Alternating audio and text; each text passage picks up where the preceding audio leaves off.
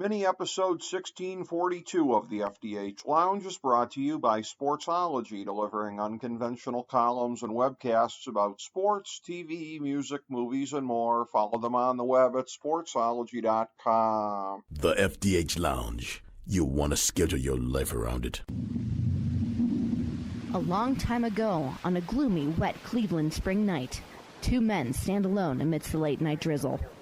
Their voices echo across the vacant station parking lot as they debate the merits of the great American radio show that have been missing for far too long. On that night, an idea was born. That idea became the FDH Lounge.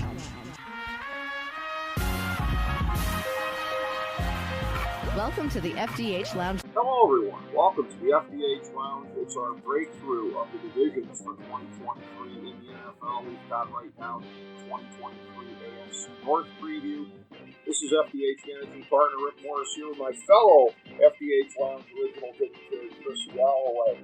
We gave you on our first segment here on the AFC North our overarching thoughts for the season and a look back at the offseason. Go check that out. The rest of our divisional previews are just targeted to that division here. We're moving through each of these one by one, and we're using as the basis for this the one run-on sentence for each team that you can find in Fantasy Football Draftology 2023, available on the main page of fantasydrafthelp.com. So here are the run-on sentences for each team in the AFC North heading into this year. By the way, written before the preseason games that started, so there's going to be one that kind of jumps out at you here as being a little bit off from the way I wrote it, and that's the first one here. My preseason pick to win the division at that time, Cincinnati. A team that made the Super Bowl in the 2021 season had fewer roster issues in 2022 and has fewer still now, and along with their proven winner quarterbacks, stand astride a rough division and perhaps the entire conference. Obviously, that was written before Joe Burrow went down. Everything remains up in the air with him, at least perceptually. We'll talk about that as we go along. Baltimore. The Lamar drama is now over, but everyone is very premature in believing that Odell is still Odell, and that the team has thus addressed its glaring weakness at wide receiver, albeit the bigger vulnerabilities are actually on defense, albeit the Ravens still project as a playoff team. Absolutely everything hinges on the deal with the devil at quarterback, since the team low-key has arguably less potential holes than any other team in the league, and the biggest coordinator upgrade in the entire league to work with 2022's heinously underachieving defense. Pittsburgh. Kenny Pickett is just another guy, which is fatal in a division like this, and with more holes defensively than the football honks would have you believe, this team is doomed for the cellar. And that's the thing, when I look at this, Chris, it's very interesting mirror images here, and it's kind of funny because neither team is a team that I like at all personally when you're talking about Pittsburgh or New England, but both of these teams to me, in the divisions that they're in, seem like wrong place, wrong time as far as the other. Yeah, I agree with you there. To me, the Steelers, and there's been so much, and again, you get the benefit of the doubt when you're a winning franchise, when you have a head coach who's never had a losing season, and there's all this hype over a guy that I just keep looking at as average. Right. Like, I have so much off-season hype on how great Kenny Pickett's going to be. And I'm like, you got to be kidding me. I'm like, Jacoby Brissett was better last year. Right. Like I know he was a rookie, and I will grade that on a curve. Totally understand, right? Like, but also, here's the shocking thing. Do you know who had a better rookie year at quarterback than Kenny Pickett? Who did? Statistically? Who? Johnny Manziel. Well, handful of games. And I keep looking at it going, I didn't see it last year. Right. All this off-season hype, the just fellatio of this guy by the national media, I'm just like, I'm looking at it going, there are some things on this team, right? Great defensive line. Massive question marks at linebacker. Right. Nobody wants to talk about that. Like, your linebackers look like garbage. Line's good, right? But they're all another year older. Hayward's another year older. Okay, at some point, that's going to catch up. They improved their offensive line last year, no doubt. Right. Listen, George Pickens You know me. I said that going into that draft. I loved that kid coming out of Georgia. And I think, proven right. Like, he is the real deal. But I don't see Pickett as the guy who's going to lead them. I just don't see it. So I'm with you. I've got the Steelers in the basement of the division at 8-9. It's still Mike Tomlin. They're going to be tough. They're always going to be a tough out. They're going to play hard. They're going to try to run the ball. They're going to try to beat you up. None of that's going to change. That's their DNA. Yep. Chris, I got 8-9 also. And they'll win some games. And Mike Tomlin will suffer his first losing season. Now, I thought it was going to come last year, but he eked it out. Me too. I say 8-9 as well. Yeah, I think 8-9, and I'm giving them 8-9 and not 7-10 because of Mike Tomlin. Right. I'm giving them another win because I'm like, Mike Tomlin will compete for that winning season right to the last week. Right. Like, it'll be in question, and I think this is the year where it finally runs out of gas. Because I don't believe in Kenny Pickett I see Kenny Pickett's ceiling as, hey, you know what? He's the 19th best quarterback in the league. Right. Like, he's not going to be horrible. He's not going to lose you games, but he's not going to be so dynamic that he's going to win you games. Right. And to your point, you're going to have at least one rookie starting at corner, question marks at linebacker. The defense, I don't think, will be quite as dynamic as everybody thinks. I don't think it's going to be bad, but I don't see Kenny Pickett, if you get into a shootout, being able, and that's what we are now as a league. The NFL is a league where you have to be able to win a shootout. Right. And so I don't see the Steelers as a team that can do that. They're going to try to ground and pound, and I know smart coaches, they'll try to figure out Kenny's weaknesses and strengths from last year and play to that, but I got them at 8-9. That makes a lot of sense. Working your way up from there, who do you see in third place? I've got the Browns at 10-7, but as a wild card team.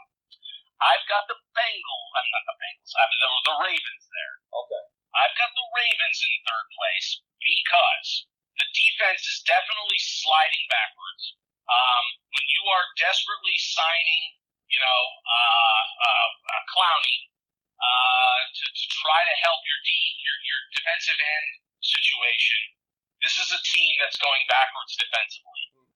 I'm with you on OBJ. Everybody loved to talk last year about how they're like, man, Deshaun Watson hasn't played in nearly 2 years. Well, neither has OBJ. Yeah. And everybody's just like, oh, he's going to be amazing. Well, I've heard this before, right? Like, I think we all just need to acknowledge OBJ was great for this window, and since then he's been an often injured average wide receiver, right? Who still flashes moments of greatness, but that's not who he is anymore, right? And he sure as hell isn't worth $15 million a year. Agreed. But the biggest reason I'm going to push the Ravens backwards, all right? And I like Todd Monken, I do. But I feel like what we see going on here is we got to get rid of our old offensive coordinator because that was an antiquated system, and we need to be passing, and we need a new offensive system. But here's the thing, and I've said this since he was drafted, Lamar Jackson is not Patrick Mahomes. No. He is not a passing quarterback outside the numbers. And I'm like, I view this as a matching of a talent. They're going to move away from the scrambling, running Jackson and try to make him the passing Jackson, almost like they want to prove to everybody, you're wrong about him, Chris. We're going to show you, like, he is Joe Burrow. He can throw the ball all over the field with accuracy. Mm-hmm. No, he can't. And they've been a good offense because they were willing to be the contrarian. They built the whole thing around a running-based scheme and a running-based quarterback. Right. Now we're going the other way. Mm-hmm. I don't buy it. I think this is another one where the national media is like, new offense, it's going to be more explosive, more dynamic. They got OBJ, they got Zay Flowers. Oh, I like Zay Flowers. I really do. Right. But I'm like, who's throwing him the ball? Yeah. And I can't buy into it. I can't, Rick. Like, okay. I think they are going to have an offensive regression, and I think defensively they keep regressing a little bit each year and patching those holes and they've got some good players on defense, but not enough, right? Right. So I've got the Ravens tumbling down into third place because I think that it's going to be a mismatch of the quarterback's talent with this system. Okay. I just think it's been a lot of yay rah rah. Everybody believed the hype that we're going to totally switch our offensive system and we're going to just be way better. Okay. I'm not buying it. So I've got them tumbling backwards actually to 9-8. Okay. Missing the playoffs. Okay. Again, I still think that they are enough talent, enough good coaching to be above 500. And I don't want to completely just crap all over the Ravens. Right. They're a winning culture, a winning organization. They have some nice pieces there. Almost every year I love their draft, right? I mean, right. Not a year goes by that I don't lament the draft that they had, the picks they make. Right. But I still think that this is going to be kind of an experiment. And sometimes experiments don't go the way you hope. So right. I've got them at 9-8. Okay. Second place, I'm going with the Browns. Okay. I know a couple months ago I said to you 9-8. I'm going to slightly revise that up to 10-7 because of what I've seen out of the defense. Okay. I really like what I've seen so far with Schwartz and how and especially because they went out and they fixed the tackle situation. There is no other team in football that has 4 starters on their line, their front 4, that all grade in the top 20 of PFF. Okay. Nobody else. But the Browns have 4 of them. Wow. They now do with Shelby Harris. And in fact, actually, if you look at their rankings, it's like nobody within the top set. They have everyone within the top 17. Okay. You've got Garrett at 1, Smith at 10. I think Harris was like 14 or 13 last year, and then Tomlinson at like 17. Okay. Like nobody else in the league has that. And you saw Jason Kelsey after the joint practices this week in Philadelphia say, hey, nobody in this league has what the Browns have right now. He was like, that's a good front. And if Jason Kelsey's going to come out and say that, I'm going to believe him. He's been around. He knows his stuff. He's a Pro Bowler. He knows a good defensive front when he sees it. Sure. So thank God they went and got Shelby Harris, right? Like that other tackle position, I kept going, this is going to be another gaping hole. But now with him there, you can push Maurice Hurst and Jordan Elliott down into rotational. Right. And they don't have to play 50% of the snaps, right? Right. Because we know Schwartz wants to rotate guys in and out, keep them fresh.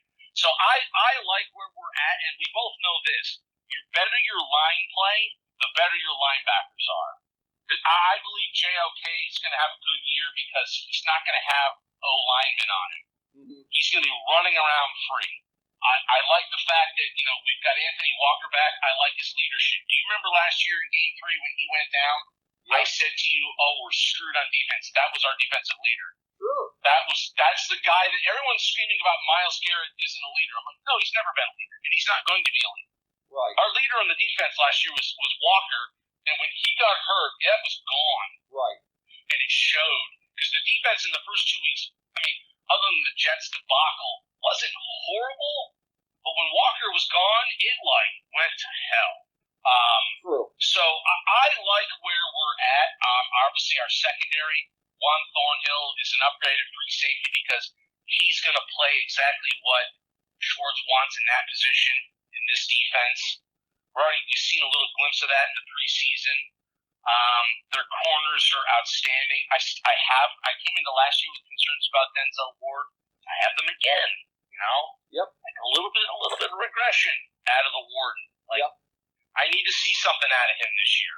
Otherwise, I would say to you, Martin Emerson is our best corner, and that's not necessarily a bad thing. I think he's good. Now, I do have questions as to whether or not how Emerson will fare in a man-to-man heavier concept. I kind of considered him stronger in zone, so that's a little small question mark there with him. Okay. How does he adjust to playing more man-to-man? He may rise to the occasion and be like, no, Chris, you were totally wrong. Okay. But I do have a small question there. Okay. I think we have corners and safeties that are far more suited to playing more man than zone, and that's what Shorts wants to do. So I think we have this good marriage. I think you're going to see a defense that's going to be way better than last year. Yes. And I mean significantly better. Mm-hmm. And I think that's going to be desperately needed to keep the Browns in games in the first 6 weeks. Right. Because I think the offense, with the new offense and the new parts and pieces, and the new scheme, the blocking scheme for the O-line, more to pass versus run. We have a great offensive line on run blocking. I worry with this inside zone that they may not be as good. Everyone's like, oh, best O-line in the AFC, maybe, top 3 in the whole league. And I'm like, we don't know that with the new scheme. Right. Now, do we believe in Callahan? Yeah, we do. But, I think that's also, like with Emerson, scheme question mark. Like, okay, we don't know yet. I think there is still a legitimate question on Watson in terms of where his comfort level in the pocket still. Mm-hmm. And I think that the offense won't really be fully clicking the first few weeks. You and I know this when it's exactly my same thing when I just critique Baltimore, right? We're implementing a new offense, and I want everyone out there to understand something. Bill Musgrave was brought in for a purpose. Right. This is not going to be the same offense that we saw last year, right? With like 2 extra plays. Right. No, not at all. There's going to be the inside zone running out of the shotgun, which, by the way, Nick Chubb will excel at because Nick Chubb excels at everything. Mm-hmm. He is just a superhuman being. Yes. Like, Nick Chubb can do anything. Paint your house in an hour? Done. Fly without wings? Done. Yeah. Inside, run out of the shotgun? Done. Like, there's nothing Nick Chubb can't do. That's right. So I don't worry about him. The national people they don't know how to process Watson. They want to hate him. They want to shit on him. They're like, oh, well, he's not going to be any good. The Browns are going to be in last place because he wasn't any good. We saw the 6 games. I'm like, Aaron Rodgers was shit for, or not shit, but not very great for 17 games, yet we're all like, he's going to be great again. Right. So Deshaun Watson had a shaky 6 games where we're like, that's it, he's done. I'm like, okay, let's pump the brakes. Here's the big part that's missing on what happened to the Browns last year that nobody acknowledges, right? They all just say, well, rust. I'm like, it wasn't just rust. Yes, he was rusty. The biggest problem was this, and you saw it. They ran one system. They ran the Stefanski system with Brissett. Watson comes back. What did they try to do against Houston? They tried to go to kind of like what they're going to run this year against Houston because that's what Deshaun likes, right? So they shifted complete gears, and the whole offense was out of whack against Houston. Right. These guys hadn't been practicing it. That wasn't their playbook all year. They were, and so it was a mess, right? And so they immediately went, oh, God, we got 5 more games. We've got to go back to the old system that the other 10 players know, and Deshaun's going to have to adjust to, and he's going to have to play in that system. And that's what they did. So then guess what? The rest of the guys were like, okay, we got it, and now Deshaun was shaky. Right. Because this is what it was, his comfort level. It's not what he did. And that's why those games were so disjointed. Everyone's like, it's just rust. And I'm like, no, you saw in the Houston game, they tried to do stuff differently, and they abandoned it immediately because it went so bad. So last year was just kind of a mess with the 2 quarterback situation. Right. Well, it's going to be much smoother this year. Well, the one thing that I'll say is this. There was a scout that I had read, and I'd love to credit who this is because I'd just love to be able to credit it, but I don't remember who, that pointed out, and this wasn't something I noticed, but I wasn't, as you know, watching the Browns with a fine-tooth comb at that time, that even in a clean pocket, Watson looked a little shaky, looked a little bit kind of rattled sometimes here. So that goes to the whole thing of can you just step back into the game after that much time away? Well, that's exactly right. I think that was a function of 2 things in my mind. That was the near 2 years of not playing at a regular season NFL speed game, right? Like, he was struggling on processing. You could see processing he was staring guys down. He was like, it was not good, right? Right. But also, I think some of that was he was running the Stefanski scheme, and he wasn't comfortable in it. He wasn't comfortable with his reads and his grasp of that offense, right? Because I think they had him preparing for what they wanted to run with him for when he got back, right? Right. And they tried it in Houston. It was a mess, and they abandoned it. Right. So now they go to the next week, and he's now running something. He's like, shit, I spent the last 6 weeks prepping for this wrinkled offense that was going to be the Deshaun offense, and now we're going back to the Jacoby offense. I didn't study that the last 6 weeks. Or I didn't study, let's call it half of it, right? Like, let's pretend there's a foundation and then there's the topper, right? Okay. I think that's why he struggled. Like, the reads were bad. You saw a few flashes here and there. Because maybe they called a couple plays, like that second half against Washington. Like, he suddenly looked a little bit better, right? Like you suddenly were like, oh, where's that? There's that guy, right? Like, they did a few things a little differently to try to help him. So I don't think any of that's going to be an issue this year. I still think there's going to be some rust, right? I mean, he had 6 shaky games. We had a full off-season program. You know, the vast majority of his legal issues are all behind him and everything. You know, Roger Goodell's giving him tummy rubs at the Hall of Fame. I think his comfort level leading the team is far better. And what we saw against the Commanders is one series, he looked comfortable.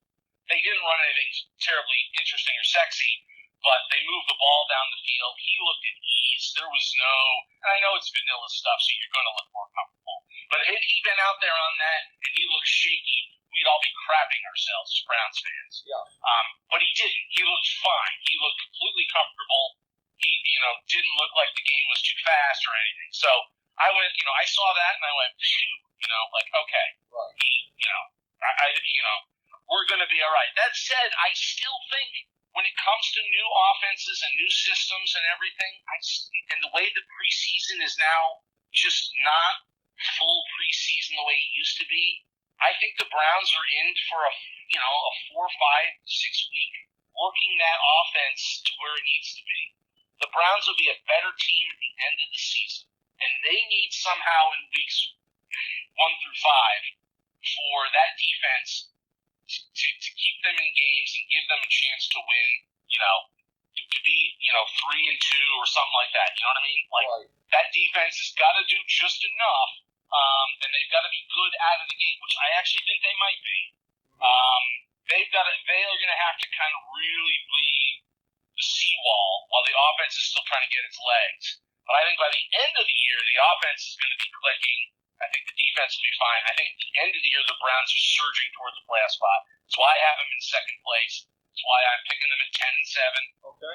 And my prediction is your first place Bengals will be the first place Bengals in the AFC North at 11-6, because in Week 18 in Cincinnati, they triumph in a bruiser of a game over the Browns to win the division. Okay.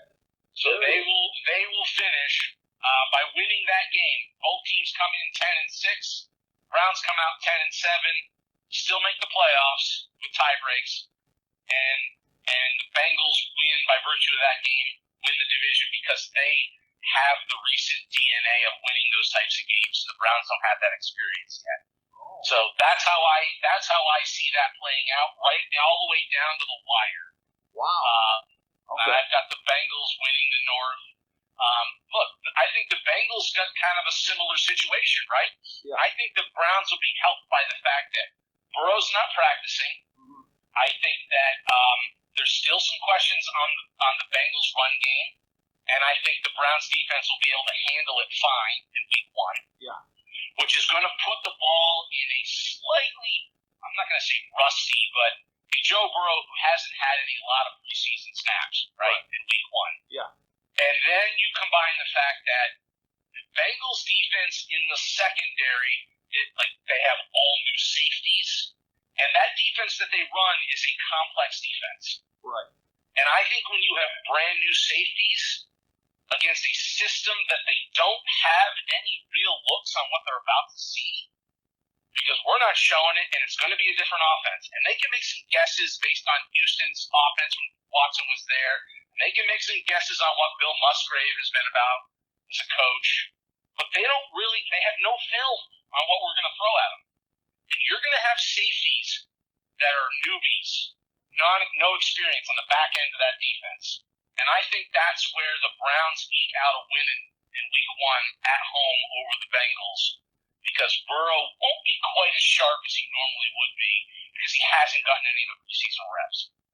And I think the Browns will handle their run game, and I think the offense will be able to do just enough with those new safeties and an offense that nobody's got to look at to be able to win that first week and kind of spring themselves forward in terms of, getting a jump on the season, surviving their first test, and then they're going to have some struggles in the next few weeks, but I think the Browns eke out that win, and that's why we get to week 18, and it's all on the line. But the Bengals have question marks. Everyone's like, Bengals are going to be awesome. You haven't gone to the Super Bowl, spoiler alert.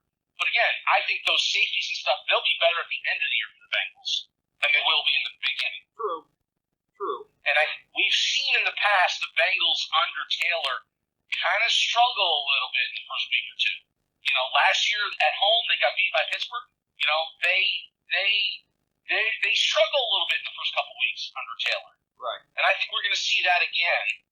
And I think the Browns get a very rare week 1 win out of the gate. That said, Bengals still have a lot of talent. They've got a new tackle.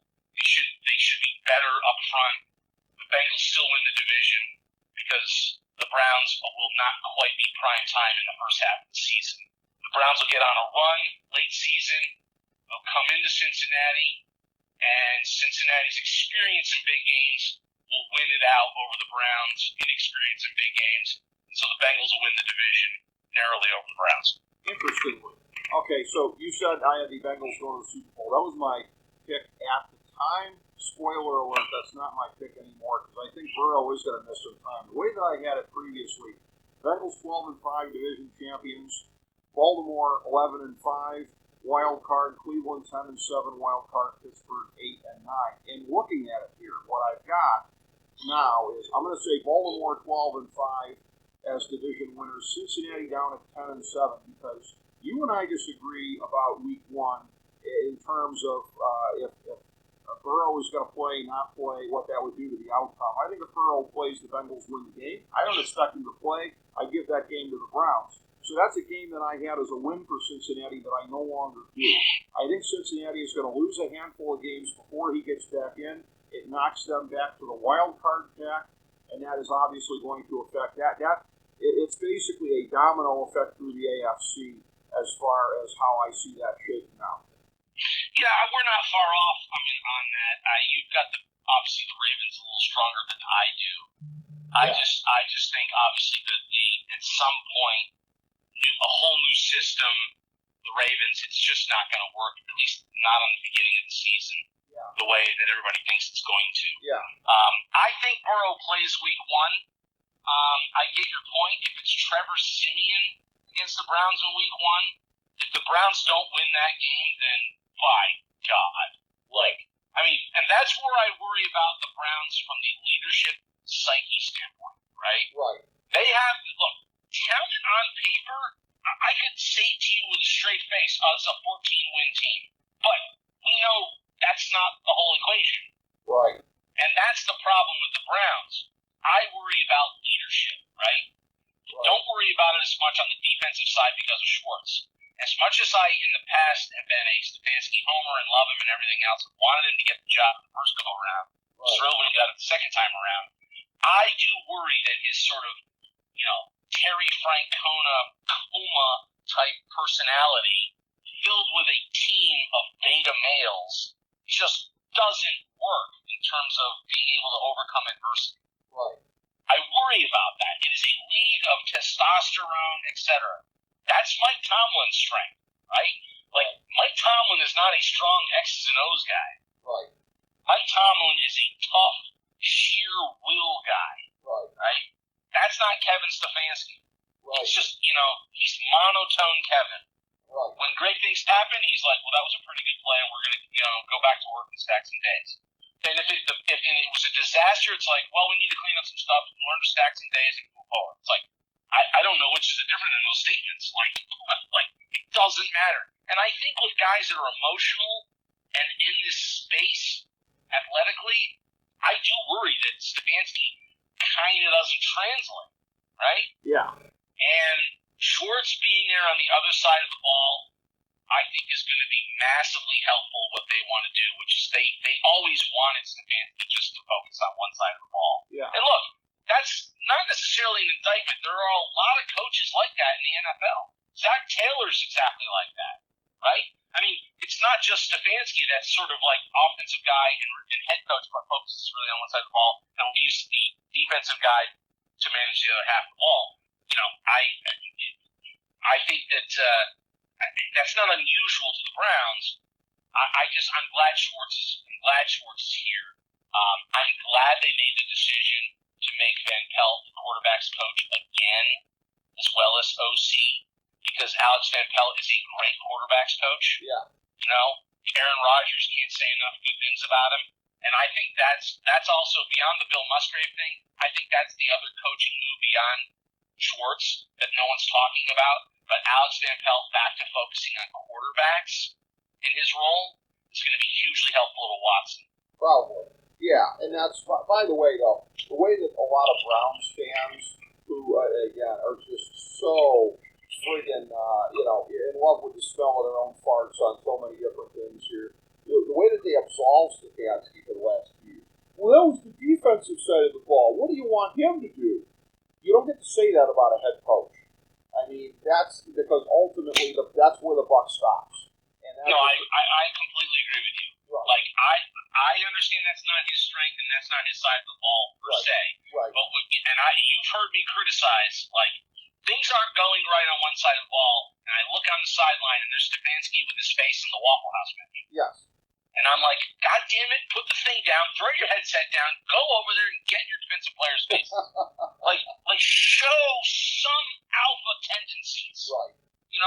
Men, whether it's military, football, whatever, want to be led, right? They want a leader. Yes. Right? And I just, look, there are times when Stefanski's qualities are really good, right? He's never thrown a player under the bus. We just watched Saleh throw his whole entire offensive line under the bus. Right. We'll see how that plays. Right. Kevin Stefanski would never do that, and I like that as a quality about him. Mm-hmm. Right? But there are times when it's like, okay, dude, you need to do something a little different here. Right. And to your point, you don't get to be absolved of any blame when an element of your team is misfiring badly. Right. I had a big problem with that because, again, the buck stops with him, regardless of how they choose to segment it. And it may be wise for some teams to kind of segment it more so where the defensive coordinator is in charge of all that stuff and nobody interferes. But Joe Woods never merited that. And that's the thing where, again, that's where it has to come back to Stefanski. By the way, as you and I talked about off air, and I have a little bit of a point to make on this, the whole thing, one of the big X factors right now, and one of the things, I have the Browns clinging precariously to a playoff spot. The thing that is most likely at the moment to knock them out of that is the fact that, once again, as they did maybe a year or two ago, more uncertainty at the kicker position than any other playoff contender team out there with Cade York, basically Rick Ankeeling it in every game situation, even though apparently he's killing it in practice. And that's one of these things here where, like, people, I love FDH Lounge, Dignitary Bob Glassman, but emailing me that it should be Robbie Gould in there right now. Like, there comes a point in time where using somebody's name is demagoguery. Robbie Gould is not Robbie Gould anymore. Mason Crosby is not Mason Crosby anymore. I've always said this. Peyton Manning won one Super Bowl as Peyton Manning and one Super Bowl as Trent Dilfer. You don't get to use the term Robbie Gould and conjure up what he did when he was at that point. Robbie Gould is not Robbie Gould anymore. So this team has backed themselves into a situation right now, and you've made the point to me off air, yes, that they thought they had reason to ride or die with Cade York, but you must ride or die with him at minimum until early season when there's more kickers out there available, and to count on any one of those kickers coming in and doing demonstrably better than Cade York is foul. Well, yes, the names you mentioned, right? If Robbie Gould was Robbie Gould, he'd still be in San Francisco this year. Yes. There's a reason he's not. Right. The people that I see online screaming, Mason Crosby, I'm like, he's 40 years old and completely washed. Right. Do we not remember that, like, 2 years ago, there was a game the guy missed, like, 5 field goals in a game? Yes. Let's look. Yeah, and then, so somebody's like, well, he's, historical. Like, okay, great. You're talking about kickers last year that are now a year older that had, they were 78% field goal kickers versus York's 75. I'm sorry. There's no upgrade there. Like, that's just, no. The point I made to you off air was that, look, they are dealing with a mentally fragile kid right now. Right. And I think they're doing the right thing by saying all the right things and standing behind him. Because what else are they going to do, right? Right. Stefanski could come out and go, man, he really sucks. Right. Every time he misses, I want to punch him in the face. Like, it's not going to help the kid. Right. And the Browns they've been very progressive on things. You and I both know that they've got a sports psychologist probably working with them. But I will tell you, they don't have a choice, at least for right now, to ride with Cade York. Because they didn't bring anybody else in. If they bring in somebody else in right now, I think mentally he would collapse into a fetal position. Yeah. So they're kind of stuck there. Now, there's 16 kicking competitions going on in camp. In 2 weeks, there's going to be 16 kickers cut loose. And I think that's when the Browns are going to have to bring in 2 or 3 of these guys to do some kicking. I think Browns fans are going to have to accept the fact that Cade York is probably going to be our kicker in weeks 1 and 2. Right. Will Cade York be our kicker in week 4? Right now, I would guess no. But right now, they're kind of ride or die with him, and maybe even weeks 1 or 2 before they finally have to cut loose. Now, to your point, he could cost them a game. Yeah. In what is going to be a very, very tight division. I won't get mad at a guy if you miss a 53-yarder, okay? It's a makeable kick, but anything over 50, I look at it as like a coin flip, right? You go, okay, well, that's, we'll see. Yeah. You're missing 38-yarders, 42-yarders, an extra point. You're costing us games. You are killing us, Smalls. And the reality is that the margin of victory in the NFL last year was, I think, the smallest ever historically. And so these games all come down to the narrowest of margins. And if you miss an extra point in a field goal and lose by 2, you can look right at your kicker and go, well, that's why we're going to, finish 3rd in the division or 4th in the division. Right. And that's not acceptable. The Browns are in full-blown win-now mode. Yes. There is no middle ground here on the Browns this season. Coach is trying to save his job. Andrew Berry might be trying to save his job. You've got all this money invested. They're playing for now. That's why they signed Shelby Harris. Right. They traded for, Elijah Moore for now, right? And by the way, just a little side Berry. I'll give Andrew Berry a little attaboy. I know he has yet to draft a Pro Bowler. However, you got to give him a tip of the cap for turning a 2nd round and a 5th round pick into Amari Cooper, Elijah Moore, and Cedric Tillman. Yes, absolutely. That's some good GMing. Yeah. But anyway, I digress. Look, they're stuck with Cade York at least through week 1, and then we'll see. I thought there was a great point. I heard somebody say on one podcast that, and I can't remember who it was, so I apologize. They said, I understand. Like, Cade York 2 years from now could be kicking for the Chargers and be an all-pro. And he's got the leg. We've seen it in his history. Yep. He won that Carolina game. He's like, that guy in 3 years may be the best kicker in the league. He's like, that could happen. Yeah. And Browns fans will be so mad. But his point was this: he's not right now. And we need right now in a brutal AFC and a brutal AFC North. We don't need 3 years from now. We need right now. And if right now he's a basket case in his head, we can't keep him around. Even if he turns out to end up being Morton Anderson, right? We can't keep him around. And I'm like, he's not wrong. I would hate to waste the pick, I still believe that the raw tools of what is Cade York are, the potential is so tantalizing. But to his point, when you watch Cade York kick, we watched it the other night, right? Right. Even the 3 kicks he made, he doesn't know where that ball's going. Right. That thing is a knuckleball. Yeah. He hits it, and the only reason any of those kicks made it was because every one of them violently hooked to the right. They just happened to do it just after they passed the uprights. Yeah. He got lucky. Well, yeah. You can tell, the first time they showed him, they had the camera in his face in the last preseason game. I could see the fear in his eyes. Yeah. It was palpable. He does not know where that ball's going. Somebody needs to tell him that there's no bonus points for hitting a field goal as a trick shot. You know what I mean? Having that big curve at the end, no bonus points for that. Well, and there are times when kickers know their stuff, know their hash mark in their distance, maybe the wind, and they've got to put that Vic on it. You see that. Right. He's hitting knuckleballs. He doesn't know where it's going. Yeah. And again, I think that's mental because they say in practice, all week against the Eagles, he made every kick. He gets in there, his 3 kicks were shaky, he got them, and then he shanked the last 2. Right. And you go, man, this is a kid with massive mental massive mental block. He is struggling. He's scared to death when he's out there. Right.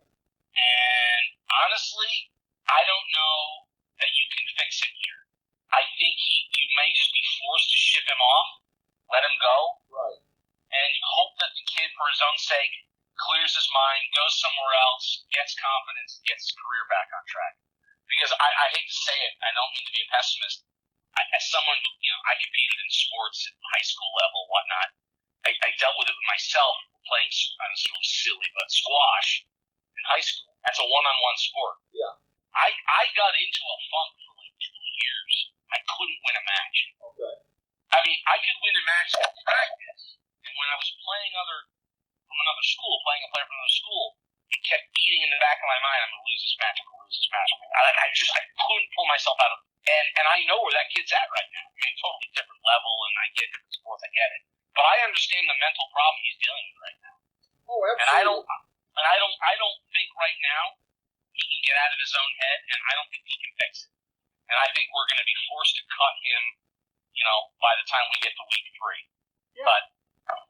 Oh, yeah, no question about it. And I think I've referenced a similar thing with me of back when I was working at the now defunct Cleveland Athletic Club as the bowling pro back there, and it had an annual competition with the Detroit Athletic Club guys every year, and then there would always be, the Detroit guy against the Cleveland guy as a side part of the competition. In the first year, and everybody bet on me from my side, and I got waxed, basically. And then the second year going up to Detroit, no pressure on me. Everybody thought I was going to get waxed again.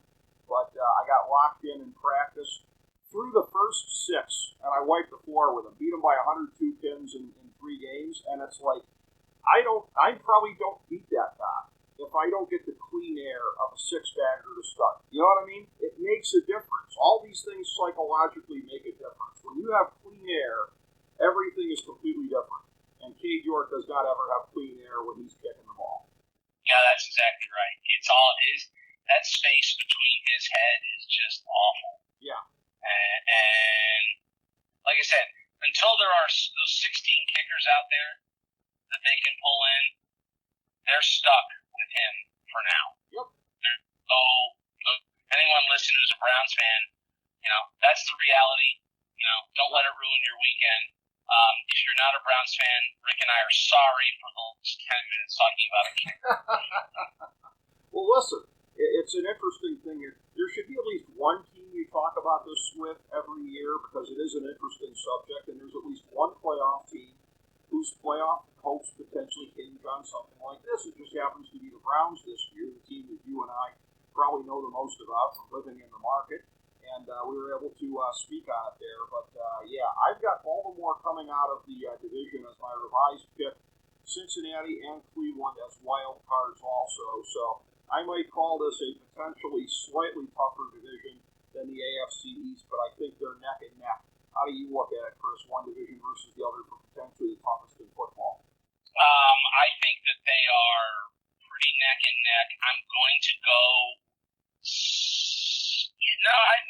say dead even. Okay. Right? Yeah. Like I don't really see it any different. They are.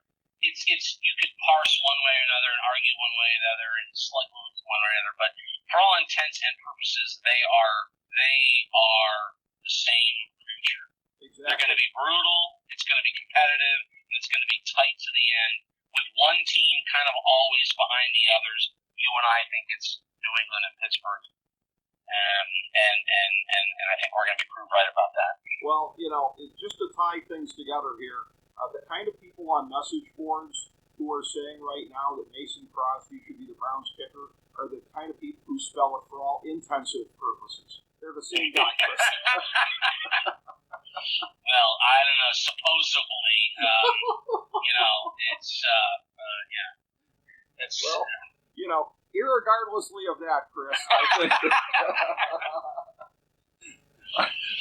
I will credit my best friend for that one, FDH Lounge Dignitary Jeff Slanich with the irregardlessly. That's always a showstopper. But any additional thoughts on the 2023 AFC North?